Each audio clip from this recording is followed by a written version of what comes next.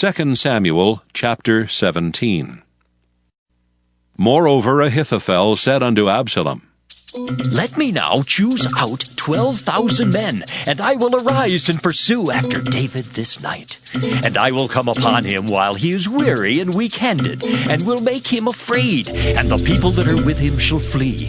And I will smite the king only. And I will bring back all the people unto thee. The man whom thou seekest is as if all returned. So all the people shall be in peace. And the saying pleased Absalom well, and all the elders of Israel. Then said Absalom, Call now Hushai the Archite also, and let us hear likewise what he saith. And when Hushai was come to Absalom, Absalom spake unto him, saying, Ahithophel hath spoken after this manner. Shall we do after his saying? If not, speak thou. And Hushai said unto Absalom, The counsel that Ahithophel hath given is not good at this time. For, said Hushai, thou knowest thy father and his men, that they be mighty men, and they be chafed in their minds, as a bear robbed of her whelps in the field. And thy father is a man of war, and will not lodge with the people. Behold, he is hid now in some pit, or in some other place, and it will come to pass, when some of them be overthrown at the first, that whosoever heareth it will say, There is a slaughter among the people that follow Absalom. And he also that is valiant, whose heart is as a heart of a lion, shall utterly melt. For all Israel knoweth that thy father is a mighty man, and they which be with him are valiant men. Therefore I counsel that all Israel be generally gathered unto thee, from Dan even to Beersheba, as the sand that is by the sea for multitude, and that thou go to battle in thine own person. So shall we come upon him in some place where he shall be found, and we will light upon him as the dew falleth on the ground, and of him and of all the men that are with him there shall not be left so much as one. Moreover, if he be gotten into a city, then shall all Israel bring ropes to that city, and we will draw it into the river, until there be not one small stone found there. And Absalom and all the men of Israel said, The counsel of Hushai the Archite is better than the counsel of Ahithophel. For the Lord had appointed to defeat the good counsel of Ahithophel, to the intent that the Lord might bring evil upon Absalom. Then said Hushai unto Zadok and to Abiathar the priests, Thus and thus did Ahithophel counsel Absalom and the elders of Israel. And thus have I counseled. Now therefore send quickly and tell David, saying, Lodge not this night in the plains of the wilderness, but speedily pass over, lest the king be swallowed up, and all the people that are with him. Now Jonathan and Ahimaaz stayed by in Rogel, for they might not be seen to come into the city. And a wench went and told them, and they went and told King David. Nevertheless a lad saw them and told Absalom. But they went both of them away quickly, and came to a man's house in Bahurim, which had a well in his court, whither they went down. And the woman took and spread a covering over the well's mouth, and spread ground corn thereon, and the thing was not known. And when Absalom's servants came to the woman to the house, they said, Where is Ahimaaz and Jonathan? And the woman said unto them, They be gone over the brook of water. And when they had sought and could not find them, they returned to Jerusalem. And it came to pass, after they were departed, that they came up out of the well, and went and told King David, and said unto David, Arise. Then the soldiers, when they had crucified Jesus, took his garments, and made 4 parts to every soldier a part, and also his coat. Now the coat was without seam, woven from the top throughout. They said therefore among themselves, Let us not rend it, but cast lots for it, whose it shall be. That the scripture might be fulfilled, which saith, They parted my raiment among them, and for my vesture they did cast lots. These things therefore the soldiers did. Now there stood by the cross of Jesus his mother, and his mother's sister, Mary, the wife of Cleophas, and Mary Magdalene.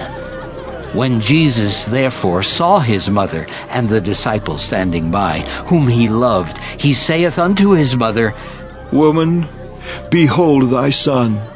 Then saith he to the disciple, Behold thy mother. And from that hour that disciple took her unto his own home. After this, Jesus, knowing that all things were now accomplished, that the scripture might be fulfilled, saith, I thirst. Now there was set a vessel full of vinegar, and they filled a sponge with vinegar, and put it upon hyssop, and put it to his mouth. When Jesus therefore had received the vinegar, he said, It is finished. And he bowed his head and gave up the ghost.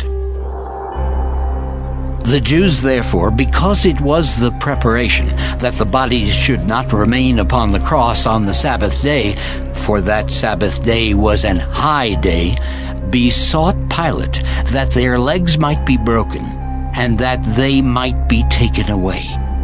Then came the soldiers, and brake the legs of the first and of the other which was crucified with him. But when they came to Jesus, and saw that he was dead already, they brake not his legs. But one of the soldiers with a spear pierced his side, and forthwith came there out blood and water.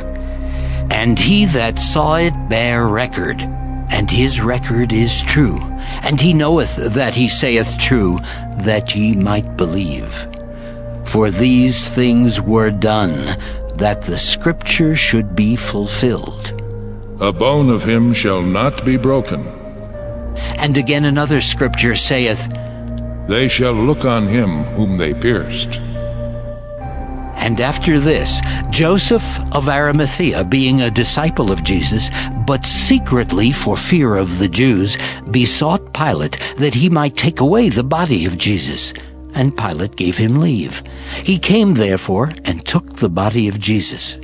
And there came also Nicodemus, which at the first came to Jesus by night, and brought a mixture of myrrh and aloes, about 100 pound weight.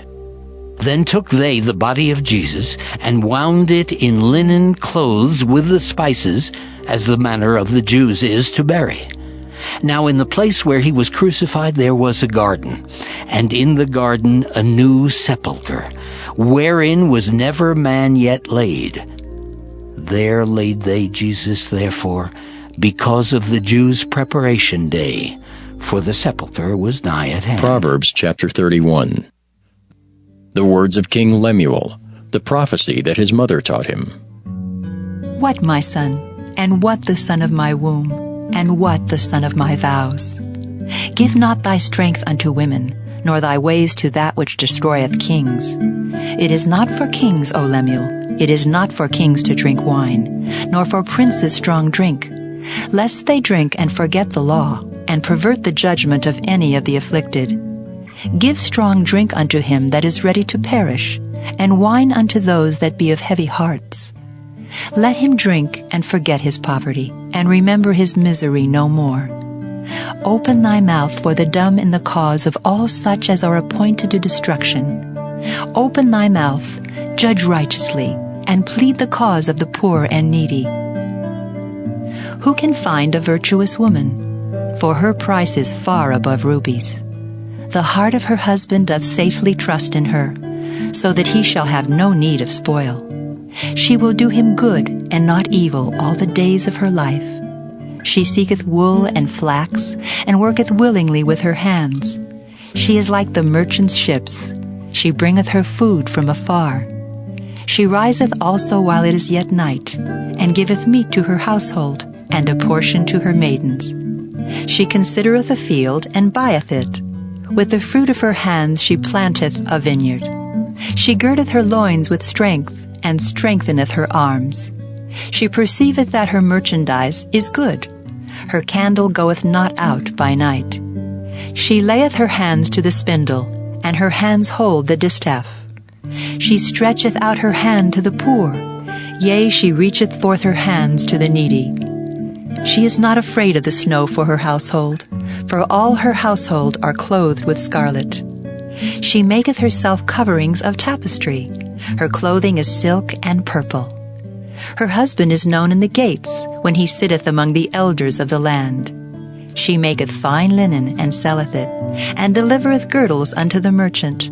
Strength and honor are her clothing, and she shall rejoice in time to come. She openeth her mouth with wisdom, and in her tongue is the law of kindness. She looketh well to the ways of her household, and eateth not the bread of idleness. Her children arise up, and call her blessed. Her husband also, and he praiseth her. Many daughters have done virtuously, but thou excellest them all.